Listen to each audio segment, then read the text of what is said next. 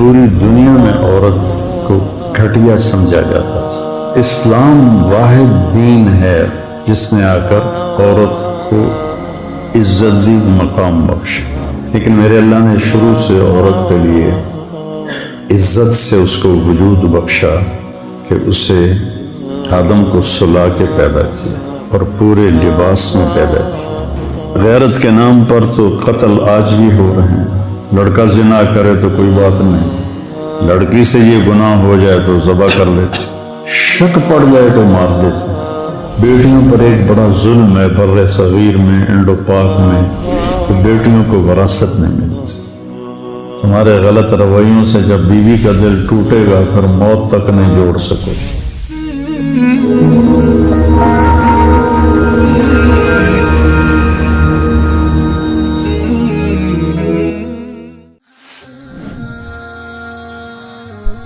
آئے مل کر بھوک مٹائیں، بجھے ہوئے چولہے پھر سے جلائیں۔ غذائی قلت کے شکار ہزاروں افراد آپ کی مدد کے منتظر ہیں۔ آگے بڑھیں اور ان کی امید بنیں۔ اپنے صدقات اور عطیات MTJ فاؤنڈیشن تک پہنچائیں۔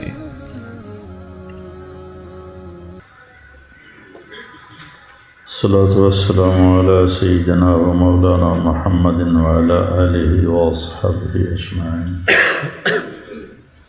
انسان کے علاوہ جتنی مخلوق ہے وہ زندگی سیکھے ہوئے ہوتے ہیں، زندگی کیسے گزاریں۔ تو عرب میں عورت کو ذلیل سمجھا جاتا تھا، اور عرب نہیں پوری دنیا میں عورت کو کمتر گھٹیا سمجھا جاتا تھا۔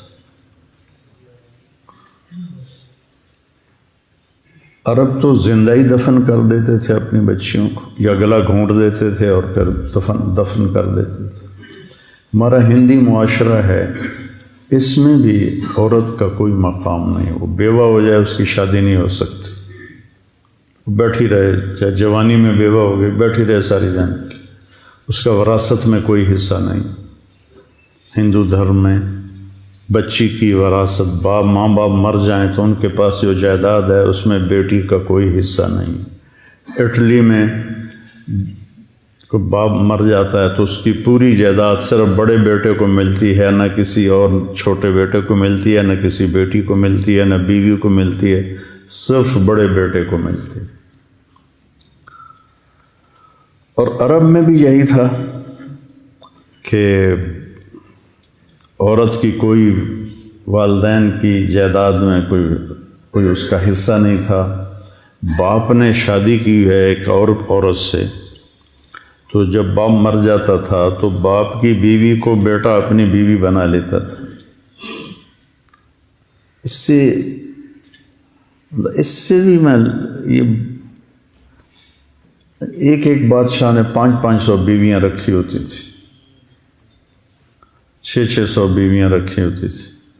چنگیز خان کی 500 بیویاں تھیں، ابھی سوازی لینڈ کے بادشاہ کی 700 بیویاں تھیں۔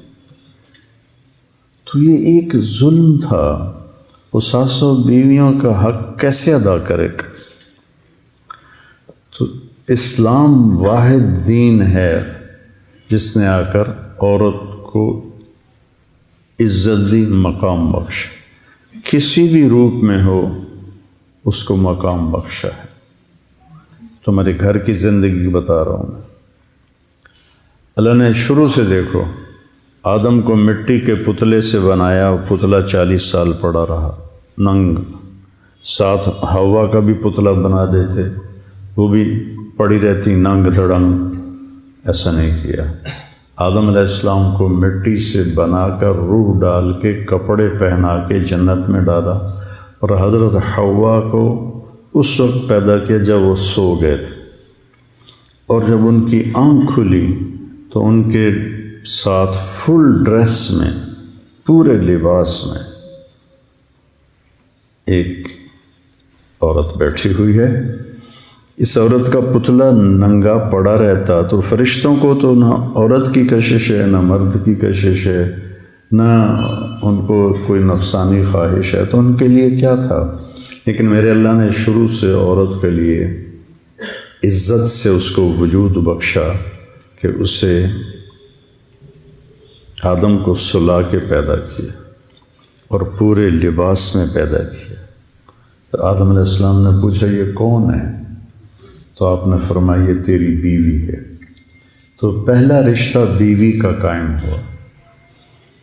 تو چونکہ بیویوں کو مارتے تھے، طلاق دے کے پھر رجوع کر دیتے تھے، طلاق دے کے 10 دفعہ طلاق دیتے، 10 دفعہ روک لیتے، اور غیرت کے نام پر تو قتل آج بھی ہو رہے ہیں۔ لڑکا زنا کرے تو کوئی بات نہیں، لڑکی سے یہ گناہ ہو جائے تو ذبح کر دیتے۔ جب دریائے راوی بہتا تھا، میرا گاؤں دریائے راوی سے 3 کلومیٹر ہے،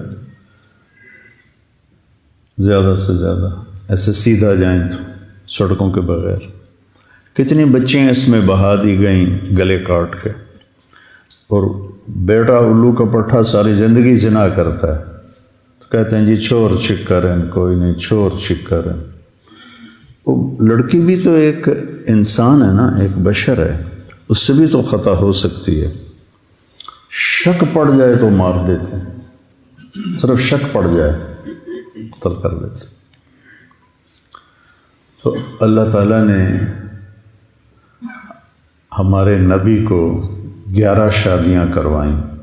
ما تزوجتم وما زوجتم الا بوحی من السماء نزل به جبریل۔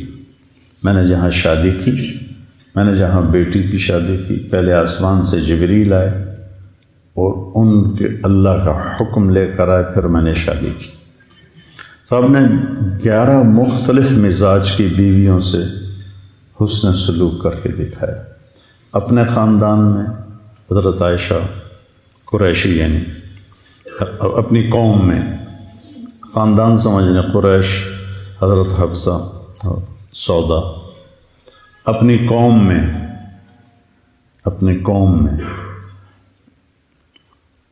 حضرت میمونہ ہلالیہ، اور اپنے رشتہ داروں میں حضرت زینب بنت جہش، عربوں سے باہر حضرت صفیہ،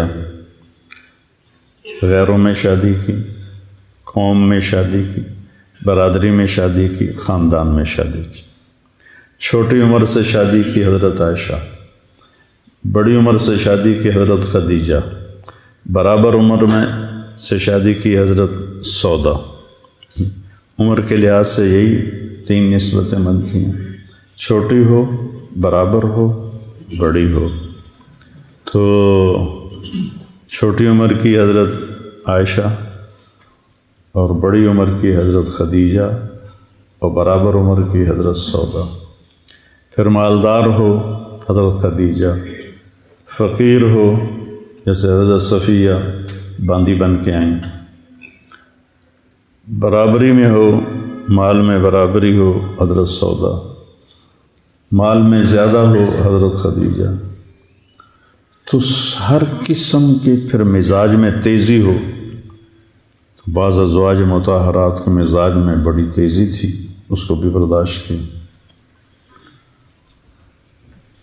تو عورت کو بیوی کی شکل میں عزت دے کے دیکھا۔ اب جوان اب نکلیں گے، شادیاں ہوں گی، ہمارا معاشرہ ہندی معاشرہ ہے، اس میں تمہارے ماں باپ تمہاری بیوی اکٹھے رہیں گے، تو بہت سی شکایات تمہاری ماں کو ہو جائیں گی، بہت سی شکایات تمہارے باپ کو ہو جائیں گی، بہت سی شکایات تمہاری بہنوں کو ہو جائیں گی، اور تم بے وقوف بن کر اپنی بیوی کو ذلیل کرنا شروع کر دو گی۔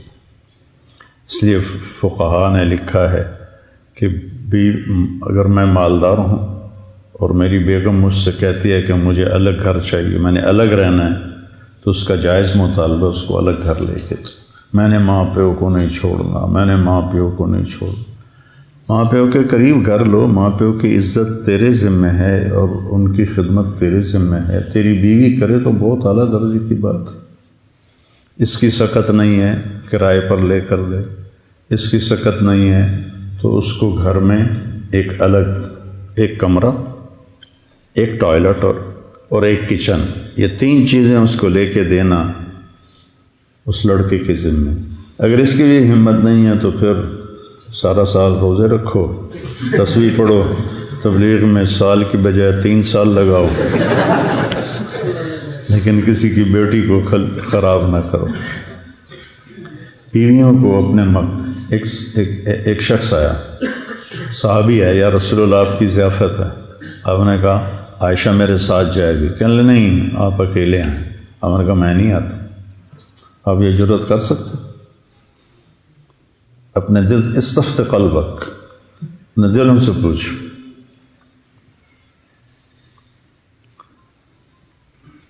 آپ نے کہا نہیں میں نہیں جاتا. دوسرے دن وہ پھر آ گیا، یا رسول اللہ آپ کی ضیافت ہے. آپ نے فرمایا عائشہ میرے ساتھ جائے گی. میں کہا نہیں عائشہ نہیں جائے گی. کہ پھر میں بھی نہیں جاتا. یہ زندگی ہے بیٹا، یہ زندگی ہے. منہ ادھر کر کے اس پیشاب کرنا یا ادھر کر کے پیشاب کرنا، اس میں تو اتنے 3 دن تمہاری دلیلیں ختم نہیں ہوتی.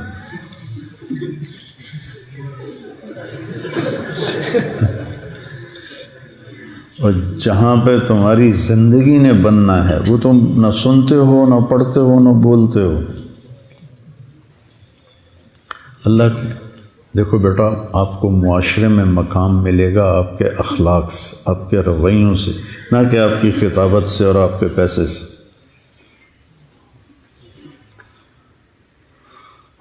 تیسرے دن وہ پھر آ گیا، کہنے لگا یا رسول اللہ آپ کی ضیافت ہے. آپ نے کہا عائشہ میرے ساتھ جائے گی. میں کہا نہیں عائشہ نہیں. عائشہ میرے ساتھ جائے گی. کہا اچھا چلو عائشہ کو بھی لے آؤ. پھر آپ گئے اس کے یہاں کھانا کھانا. اب یہ بیٹیوں کا معاملہ دیکھو کہ حضرت فاطمہ رضی اللہ عنہ تشریف لاتی ہیں، آپ کھڑے ہو جاتے ہیں اور آگے بڑھتے ہیں. اس جگہ تھا آگے بڑھتے تھے اور ہاتھ یہاں سے پکڑ کے ایسے ہاتھ کو چومتے تھے. پھر پہلے بیٹی کو بٹھاتے تھے، پھر خود بیٹھتے. کبھی دائیں طرف بٹھاتے تھے، کبھی بائیں طرف بٹھاتے تھے. آپ چارپائی پہ بیٹھے ہیں، آپ زمین پہ بیٹھے ہیں، آپ ایک چھوٹی سی کرسی بھی تھی آپ کے کمرے میں، آپ اس کرسی پر بیٹھے ہیں. جو ہی فاطمہ رضی اللہ عنہ تشریف لاتی آپ کھڑے ہو جاتے اور ان کو آگے بڑھ کے ان کو استقبال کر. تو اس سے بیٹی کا دل کتنا بڑا ہو جاتا ہو. میری بیٹیاں جڑواں ہیں، ایک لاہور میں ایک یہاں ہے. تو جب وہ آتی ہیں تو میں ان کے لیے کھڑا ہو جاتا ہوں. میرے سر میں درد نہ ہو اور تکلیف نہ ہو، کھڑا ہو جاتا ہوں، ان کا ہاتھ پکڑتا ہوں، ان کو پیار کرتا ہوں، پھر ان کو بٹھاتا ہوں کہ اس سے میری بچیوں کا دل اتنا بڑا ہو جاتا. یہ وہ کام ہے جن کے کرنے سے آپ بڑے آدمی بنیں گے. جب اللہ تمہیں قبول کرے گا تمہیں بولنا بھی سکھا دے گا.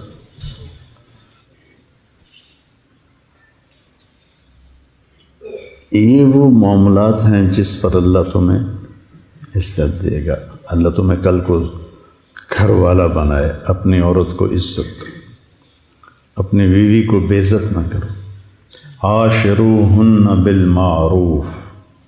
اللہ نے قرآن میں کہیں کہا ہے عاشرنہم بالمعروف. بولو اے عورتوں، عاشرنہم بالمعروف. کس سے کہا ہے؟ عاشروہن بالمعروف عسى ان تکرہوا شیئا ویجعل اللہ فیہ خیرا کثیرا. تو اللہ ہمیں کہہ رہا ہے دیکھو عورت کمزور ہے، اس کے اندر صبر بھی تھوڑا ہے، حوصلہ بھی تھوڑا ہے، طاقت بھی تھوڑی ہے. ہم نے کہا یا انجش قواریر، جب انہوں نے حدیب وہ گانا ہے اونٹوں کے لیے جس پر وہ مست ہو کے دوڑتے ہیں، تو جب تیز دوڑنے کا یا انجشت و قواریر، نازک عورتیں بیٹھی ہوئی ہیں. اور اس کا ایک مطلب میں لیتا ہوں اپنے ذوق سے، کہیں پڑھا نہیں، کہ یا انجشت و قواریر شیشہ جب ٹوٹ جاتا ہے تو جڑتا نہیں. تمہارے غلط رویوں سے جب بیوی کا دل ٹوٹے گا پھر موت تک نہیں جوڑ سکو.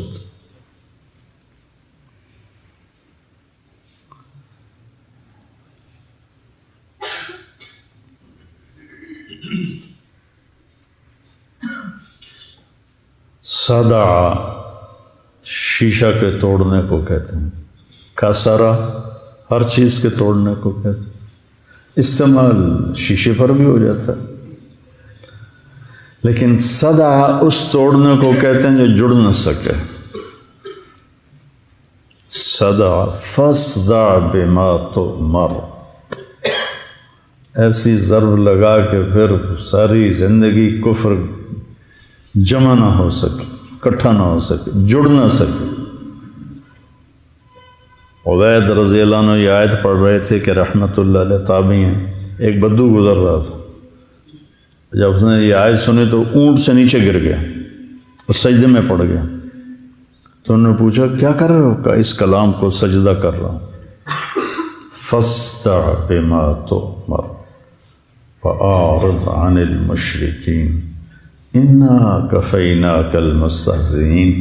صدع شیشہ کے توڑنے کو کہتے ہیں، چونکہ شیشہ صدع اس توڑنے کو کہتے ہیں جس کے بعد وہ چیز جڑ نہ سکے. تو اللہ تعالیٰ ہمارے نبی کے درجے بلند فرمائے.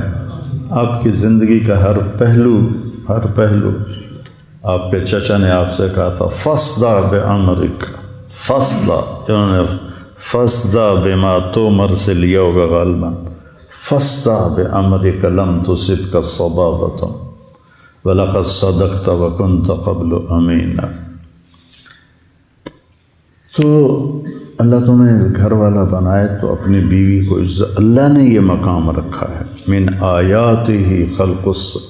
آیاتہ ان خلق لکم من انفسکم ازواجا لتسکنوا الیہا وجعل بینکم مودۃ ورحمہ ان فی ذلک لآیات لقوم یتفکرون. کسی رشتے کو اللہ نے یہ نہیں کہا کہ یہ میری نشانی ہے.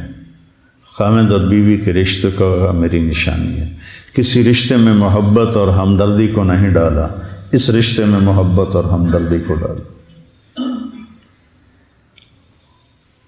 ہمارے ایک سے بھائی شریف صاحب کشتی والے، ان کی بیوی فوت ہو گئیں تو میرے بڑے مہربان تھے، بزرگ تھے میرے لیے.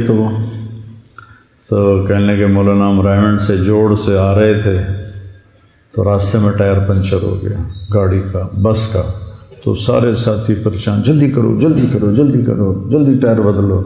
کہ میں آرام نال بیٹھا سی، میں کہ میں کدے کول جانا، کدا نال ہی جانا. جا کے بیوی نہیں تھی، دیواروں کے ساتھ ہی بیٹھنا ہے جا کے. مجھے جلدی کیا ہے، مجھے کوئی جلدی نہیں. یہ بہت اعلیٰ رشتہ ہے. پھر یہ بیٹی کا رشتہ آپ کے سامنے ہے. بیٹیوں پر ایک بڑا ظلم ہے بر صغیر میں، انڈو پاک میں، کہ بیٹیوں کو وراثت نہیں ملتی. معذرت کے ساتھ پٹھان بالکل نہیں دیتے. پنجابیوں میں اب پھر بھی کچھ رواج ہے کہ دیتے ہیں. ضلع خانے وال میں میرے باپ پہلے شخص تھے جنہوں نے 60 کی دہائی میں اپنی بیٹیوں کے نام زمین کروائی. تو میرے تایا لڑ پڑے اپنے بھائی سے، دیاں نو ساڈے گل پاؤں ہیں، دیاں نو ساڈے گل پاؤں ہیں، ہوں ساڈے کولوں ہی زمیناں منگ سن. اور تصور کیا تھا ذمہ داروں کا؟ ساڈی بھوئیں زمین کو کہتے، ساڈی بھوئیں جیوائی دے بوئے تو لگی جب. کیوں؟ ہماری زمین داماد کے پاس چلی جائے. کیوں؟ سندھ میں بالکل نہیں دیتے، بلوچستان میں بالکل نہیں دیتے، نہ سندھی، نہ بلوچی، نہ پٹھان، نہ پنجابی. کوئی لاکھوں میں ایک دے دے تو کیا دیا. مطلب میرے خاندان کے واقعات ہیں. نوکرانی کے انگوٹھے لگوا کے آگے پٹواری کو پیسے دے کے کہتے ہیں ساڑی بہن انگوٹھا لا دیتا ہے زمین 9.5 کر دیتے. اگے پٹواری بھی پیسے لے کے بیٹھا تو آندا جی بالکل ٹھیک ہے رل دیں. بڑا ظلم ہے. شہروں کا بھی یہی حال ہے. جہیز کے بعد کہتے ہیں تینوں دے چھڑی ہر شے بس. بھائی نہیں دیتے، قابض ہو جاتے. یہ جو رد عمل آتا ہے جب ظلم ہوتا ہے. تو اللہ تعالیٰ آپ کے والدین کی عمر دراز کرے.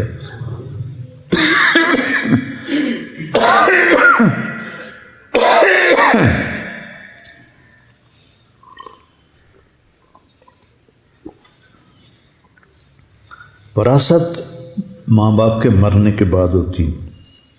ایک یہ بھی میری نصیحت یاد رکھنا، اللہ تمہیں صاحب جائیداد کرے تو اللہ نے موت کے بعد تقسیم رکھی. تقسیمیں کر دو تاکہ اولاد میں جھگڑا نہ ہو، لیکن قبضہ اپنے پاس رکھو ورنہ تمہیں اولاد ہی فارغ کر کے یتیم خانے بٹھا کے آ جائیں گے. ایسے کتنے واقعات ہیں. وراثت آئی موت کے بعد. تو ہمارے ہاں اور عربوں میں اس وقت بیٹی کے لیے کوئی حصہ نہیں تھا. تو قرآن کی آیت سن، جب آپ نے کہا تعلم المیراث فإنہ نصف العلم، تعلم الفرائض فإنہ نصف العلم. اور واحد حکم ہے جو اکٹھا آیا ہے ایک ہی جگہ پر، پھر دوبارہ کہیں نہیں آیا کہ اس کی ساری کلیات جزیات کو اللہ نے ایسے جمع کر کے بریکٹ میں بند کر دیا. اب آپ دیکھو کہ لڑکی کو تو حصہ ملتا نہیں، حصہ ملتا ہے لڑکے کو. تو ہونا چاہیے تھا للانثی مثل نصف حظ الذکر، چونکہ لڑکوں کو ملنا معروف ہے، ٹھیک ہے، اور لڑکی کو دیتا کوئی نہیں. اس لحاظ سے قرآن کہتا للانثی مثل حظ نصف الذکر. لیکن قرآن نے سوال اٹھایا جیسے لڑکوں کی جائیداد میں کوئی حصہ ہی کوئی نہیں. تو اس آیت سے ایک سوال پیدا ہوتا ہے کہ لڑکے کا جائیداد میں حصہ ہے. سبحان اللہ، لڑکے کا جائیداد میں حصہ ہے. آپ قرآن کا اسلوب دیکھو کہ کیا خوبصورت انداز میں اللہ نے بیٹی کی عظمت کو اور اس کی حیثیت کو قائم کیا کہ کیا لڑکے کا قرآن میں وراثت میں حصہ ہے. تو اللہ کہتا ہے کہ اللہ کتنا ہے، کہ جتنا 2 لڑکیوں کا ہے اتنا ایک ہے. للذکر مثل حظ الانثیین. سبحان اللہ، کیا کمال. ہاں بھائی لڑکوں کو بھی دے دو، لڑکیوں کا تو ہے ہی، سمجھ رہے ہو، بیٹی کا تو حصہ ہے ہی. جتنا 2 بیٹیوں کا حصہ ہے اتنا ایک بیٹے کو دے دو. اور ادھر انگوٹھے لگوا کے اپنے نام کرا دیتے. کتنے بھائیوں نے بہنوں کو قتل کر دیا جائیداد کے پیچھے.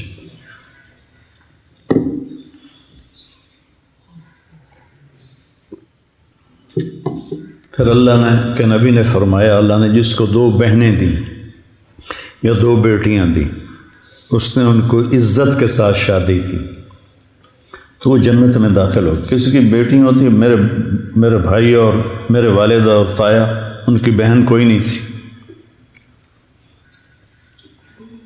تو میری بھی 2 بہنیں تھیں اور میرے تایا کی بھی 2 بیٹیاں تھیں. تو میرے تایا نے حصہ نہیں دیا، میرے باپ نے حصہ دیا. وہ اپنے اس معاشرت سے مجبور ہو گئے. میرے باپ مولانا احمد علی لاہوری رحمۃ اللہ علیہ سے بیعت ہو گئے تھے. پہلے پرویزی تھے، بہت بڑے خطیب تھے، فارسی اردو کے بڑے ماہر تھے. 1944 میں BA کیا تھا.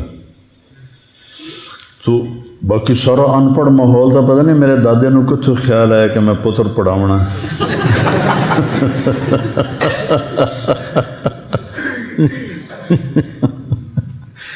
تو پھر حضرت لاہوری سے طائب ہوئے لاہوری کے ہاتھوں، اور ان سے بیعت ہوئے مولانا عبید اللہ انور صاحب رحمۃ اللہ علیہ سے، تو ان کو کچھ دینی شعور پیدا ہو.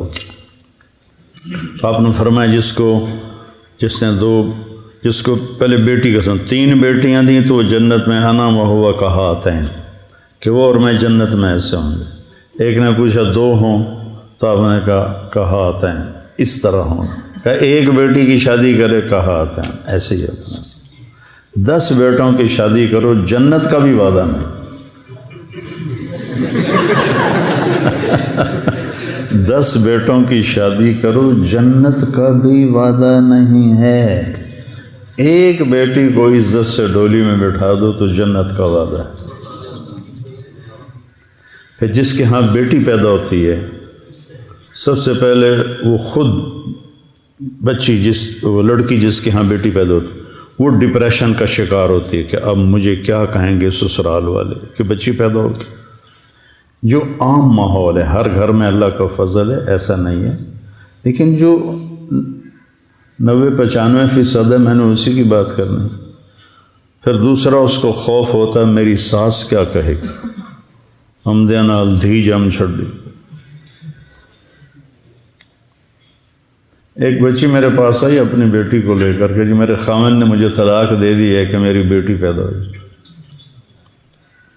یہب لمن یشاء اناثا، جب اللہ نے نعمت کو ذکر کیا تو پہلے بیٹیوں کا ذکر کیا، بیٹوں کا ذکر نہیں کیا. یہب لمن یشاء اناثا، اللہ نے اپنے نبی کو بیٹیاں دی، 2 بیٹے دے کے اٹھا لیے، اور آپ نے کہا میری نسل، میرا عصبہ میری بیٹی فاطمہ ہے. کتنے بڑے فخر کی بات. دیکھو میں تمہیں زندگی کا وہ سبق سنا رہا ہوں جو انتہائی اہم ہے اور بہت مشکل ہے، چونکہ ماحول میں نہیں ہے. تم یہاں سے میرے نبی کی زندگی سیکھ کے جاؤ، تمہیں کچھ بھی نہ آئے لیکن میرے نبی کی زندگی آ جائے. سکھریت روش منصورینو ان ٹھپرک کنز قدورینو، ہادی نہ سمجھ ہدایہ کافی نہ سمجھ کفایہ، کر پرز شرع وقایا، یہ دل قرآن کتاب ہے.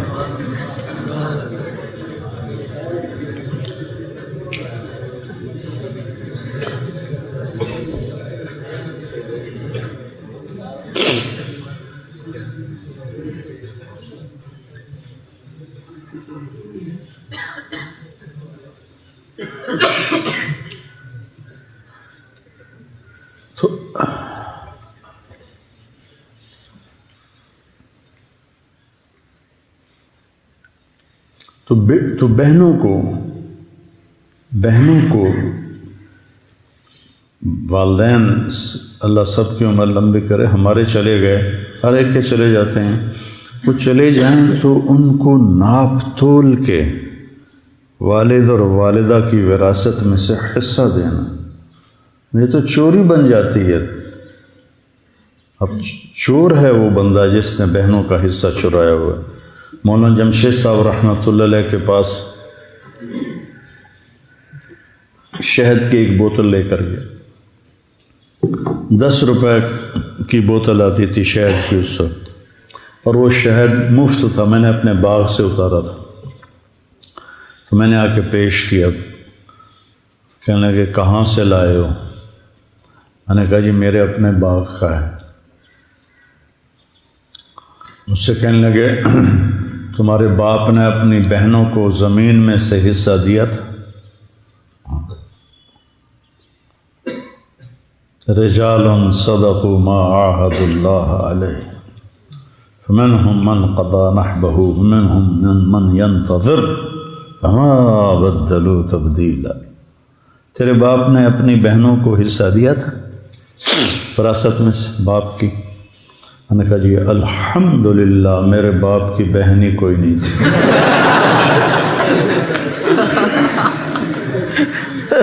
دو بھائی تھے، صرف بہن ہوتی تو شاید نہ ہی دیتے. کتنے دے ہونا ہے اس لیے پتہ ہی کوئی نہیں کسی نے. کہنے لگے اچھا داڑھی ایسے پکڑا, اچھا تو تیرے دادا نے اپنی بہنوں کو حصہ دیا تھا؟ میں نے کہا جی میں اس وقت پیدا ہی نہیں ہوا.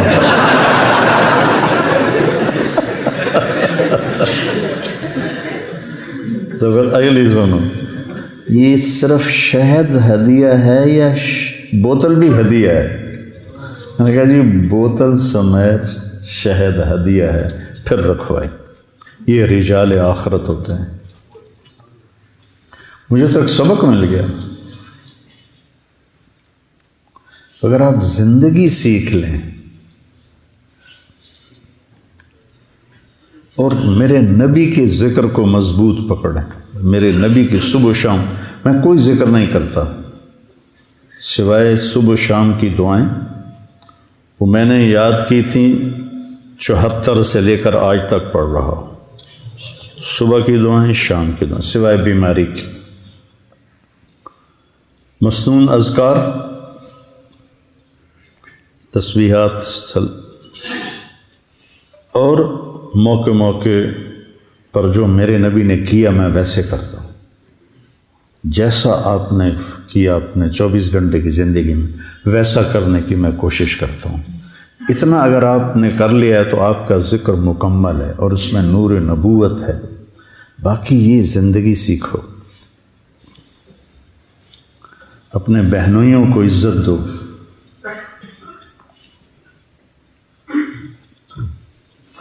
تمہاری بہن سے تمہارے ماں باپ کی نسل کا اس میں حصہ ہے.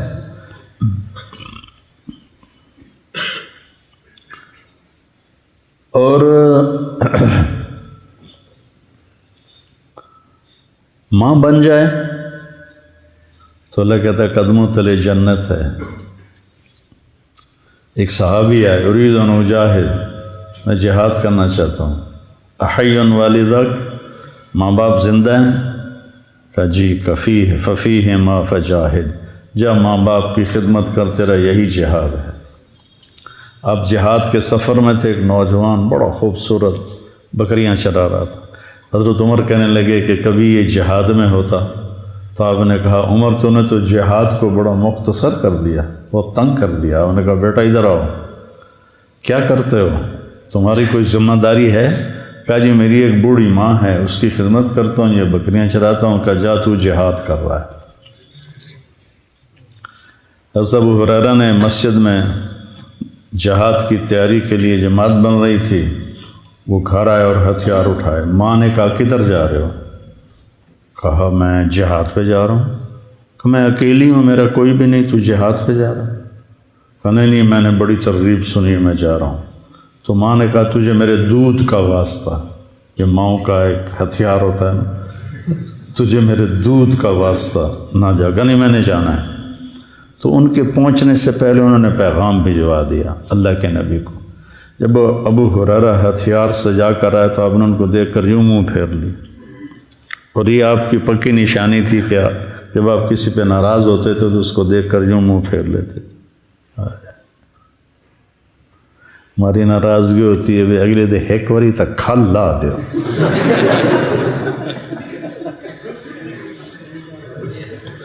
اور میرے نبی کی ناراض, یہ سیکھو, یہ سیکھو, یہ سیکھو. دیکھا تو آپ نے یوں منہ پھیر لیا, تو ان کو پتہ چل گیا آپ ناراض ہیں. سامنے یا رسول اللہ آپ ناراض ہیں. اس وقت آپ غصے میں بولے تیری ماں نے تجھے دودھ کا واسطہ دیا, تو پھر اسے چھوڑ کے آ گئے. واپس چلا جا, مجھے تیرے جہاد کی کوئی ضرورت نہیں. حضرت علقمہ کی بیوی نے پیغام بھجوایا کہ علقمہ سکرات میں ہیں, کلمہ نہیں پڑھا جا رہا. ہمارے نبی تیزی سے گئے, دیکھا تو آگے وہ صحابی یہاں گناہگار سے گناہگار لوگ.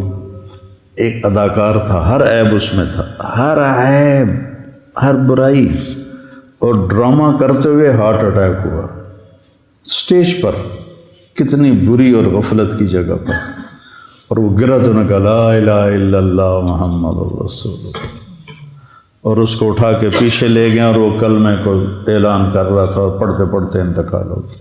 من کان آخر کلامہ لا الہ الا اللہ، بولو۔ یہ صحابی ہو کے کلمہ نہیں پڑھا جا رہا، تو آپ تشریف لائے، آپ نے کہا قل لا الہ الا اللہ، کہ لا اقدر، نہیں پڑھا جاتا۔ پھر آپ نے پوچھا کون زندہ ہے اس کے ماں باپ نے؟ کہا جی والدہ زندہ ہے۔ ناراض ہے؟ کہاں؟ تو آپ نے پیغام بھیجا ام علقمہ میں آ جاؤں کہ تم آتی ہو؟ کہا جی میں آ جاتی ہوں۔ وہ آئیں تو آپ نے کہا علقمہ سے ناراض ہو؟ اب یہ دھیان سے سننا۔ کہا جی ناراض ہوں۔ کیوں ناراض ہو؟ کہ یا رسول اللہ اس کے دین کا گلہ کوئی نہیں ہے، بہت نیک ہے، راتوں کو اٹھ کر نمازیں پڑھتا ہے، دن میں روزے رکھتا ہے، قرآن کی تلاوت کرتا ہے، میری ناراضگی ہے کہ مجھ سے بدتمیزی سے بات کرتا ہے، بدتمیزی سے بات کرتا ہے۔ صرف بدتمیزی سے بات کرنے پر کلمہ صحابی کا رک گیا، باقی ماؤں کو دھکے دے کر کہاں سے نجات پائیں گے؟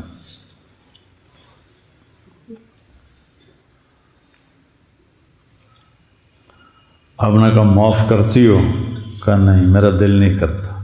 آپ نے کہا میں بلال سے کہوں لکڑیاں اکٹھی کر کے اس کو آگ لگا دے، پھر سفارش کرو گی؟ کہا ہاں جی پھر تو میں کروں گی، اگر تو نے معاف نہ کیا تو یہ اللہ کی آگ میں جلے گا۔ پھر کہا جی پھر میں معاف کرتی ہوں۔ آپ نے کہا قل لا الہ الا اللہ، ان کی زبان سے لا الہ الا اللہ نکلا اور جان نکل گئی۔ پھر آپ نے ان کا جنازہ پڑھایا، ان کے دفن میں شریک ہو کر آپ نے اعلان کیا کہ جس نے ماں باپ کو ستایا، من عق والدیہ فعلیہ لعنۃ اللہ والملائکۃ والناس اجمعین لا تقبل صلاتہ ولا صیامہ ولا صدقتہ۔ پھر آپ نے قبر پہ کھڑے ہو کر کہا جس نے ماں باپ کی پر زیادتی کی تو ان پر اللہ کی لعنت، فرشتوں کی لعنت، انسانوں زمین آسمان کی لعنت، اور نہ اس کی نماز قبول ہے، نہ روزہ قبول ہے، نہ صدقہ قبول ہے، اور کہیں حج بھی آتا۔ تو اللہ نے ماں کو کیا مقام بخشا۔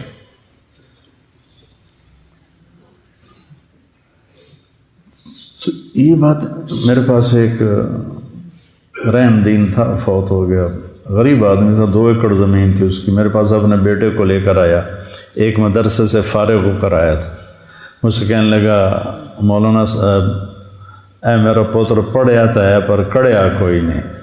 ہاں پنجابی کی فصیح مثال ہے، اے میرا پوتر پڑھیا تو ہے پر کڑیا کوئی نہیں، پڑھ تو گیا ہے سیکھا کچھ نہیں۔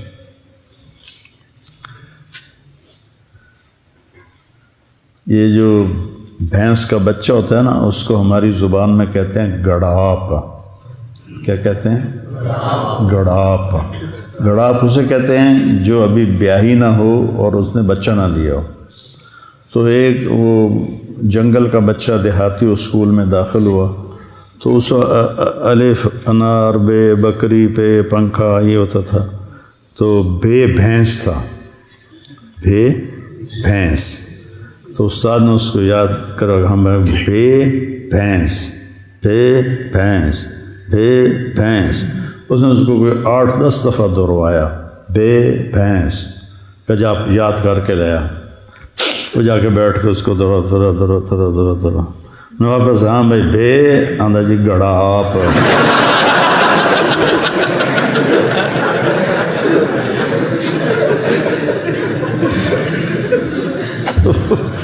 تم لوگ پڑھتے ہو پر کرتے نہیں، وہی گڑاب پہ اڑے رہتے ہو۔ تو اپنی ماؤں کو عزت دو، جب آپ گھروں میں جاؤ اپنی ماں کے کپڑے دھوو، اپنے باپ کے کپڑے دھوو، گھر میں جھاڑو دو، ان کے کپڑے صاف کرو، ان کے لیے کھانا بناؤ، چائے بناؤ، ان کے اندر سے دعائیں۔ جب میں تبلیغ میں لگ گیا تو پہلے تو میں گستاخ تھا، ماں باپ کا گستاخ تھا، میں تنگ کرتا تھا، تو اللہ نے تبلیغ میں لگایا۔ تو اس کے بعد پھر میں اپنے والد کو، جب میں چھٹیوں میں آتا، سال میں 1 دفعہ آنا ہوتا تھا، ان کو دباتا، تیل لگاتا، نوکر نے تو ایسے ایسے کرنا ہوتا تھا، میں بیٹا میں دل سے دباتا تھا، تو میرے باپ کو عادت تھی دبوانے کی، ان کو تیل لگاتا تو بڑے خوش ہوتے اور ایک جملہ بولتے، پتر میری آنکھیاں تو نہیں ویکھنا پر تو ویکھی ایک دن اللہ تینوں بہوں عزت دے سی۔ پتر میری آنکھیاں تو نہیں ویکھنا ایک دن ویکھی اللہ تینوں بہوں عزت دے سی۔ 88 میں ان کا انتقال ہوا۔ تو میرے نبی نے عورت کے مقام کو اس لیے اجاگر کیا، اللہ نے اجاگر کیا کہ قدر کوئی نہیں تھی۔ لا تقل لهما اف ولا تنهرهما وقل لهما قولا كريما واخفض لهما جناح الذل من الرحمة وقل رب ارحمهما كما ربياني صغيرا ربكم أعلم بما في نفوسكم إن تكونوا صالحين فإنه كان للأوابين غفورا۔ وہ اپنا حق ایک ہے، وَقَضَىٰ رَبُّكَ أَلَّا تَعْبُدُوا إِلَّا إِيَّاهُ، تیرے رب کا فیصلہ ہے کہ شرک نہیں کرنا، صرف اللہ کی عبادت۔ وَبِالْوَالِدَيْنِ إِحْسَانًا إِمَّا يَبْلُغَنَّ عِندَكَ الْكِبَرَ أَحَدُهُمَا أَوْ كِلَاهُمَا فَلَا تَقُل لَّهُمَا أُفٍّ وَلَا تَنْهَرْهُمَا وَقُل لَّهُمَا قَوْلًا كَرِيمًا وَاخْفِضْ لَهُمَا جَنَاحَ الذُّلِّ مِنَ الرَّحْمَةِ وَقُل رَّبِّ ارْحَمْهُمَا كَمَا رَبَّيَانِي صَغِيرًا ربكم أعلم بما في نفوسكم إن تكونوا صالحين فإنه كان للأوابين غفورا۔ یہ اتنا لمبا کلام، اپنے لیے ایک جملہ، ماں باپ کے لیے اتنے لمبے، اور خاص طور پر ماں کے۔ من ابر یا رسول اللہ، کس کی خدمت کروں؟ کہا امک، ماں کی۔ کہا جی پھر؟ کہا ماں کی۔ کہا جی پھر؟ کہا ماں کی۔ کہا جی پھر؟ کہا باپ کی۔ ایک شخص ہے عبداللہ بن عباس کے پاس، یہ بہت بڑا گناہ ہو گیا ہے، میری معافی ہو سکتی؟ آپ نے کہا تیری ماں زندہ ہے؟ کہا جی فوت ہو گئی۔ کہا جی اپنی خالہ کی خدمت کر، معاف ہو جائے گا۔ خالہ کی خدمت کر، معاف ہو جائے گا۔ تو بچوں، آج میں نے زندگی کا ایک باب آپ کے سامنے پیش کیا ہے، زندگی کا، اور اللہ نے مجھے توفیق دی، جب سے سن 2000 سے اللہ نے مجھے اس شکل کے بنانے کی توفیق دی، میں اس میں نبی کی زندگی کا رنگ بھرتا رہا ہوں اور بھرتا رہوں گا حتیٰ القی اللہ، یہاں تک کہ میری اللہ سے ملاقات ہو جائے۔ باقی فقہ اور مقابلے، مجادلے، مناظرے، یہ اس سے نہ میری جنت کا تعلق ہے نہ میری جہنم کا تعلق ہے۔ جس راستے پہ چل رہے ہیں اہل حق ہے، آرام سے چلو، دوسرے جو چل رہے ہیں وہ بھی صحیح ہیں، ان کو چلنے دو، خود بھی چلو۔ ہمارا مثال یہ بن گئی، نہ کھیڈنا نہ کھیڈن دیونا، تو خود بھی کھیلو، اوروں کو بھی کھیلنے دو۔ آئے مل کر بھوک مٹائیں، بجھے ہوئے چولہے پھر سے جلائیں، غذائی قلت کے شکار ہزاروں افراد آپ کی مدد کے منتظر ہیں۔ آگے بڑھیں اور ان کی امید بنیں، اپنے صدقات اور عطیات MTJ فاؤنڈیشن تک پہنچائیں۔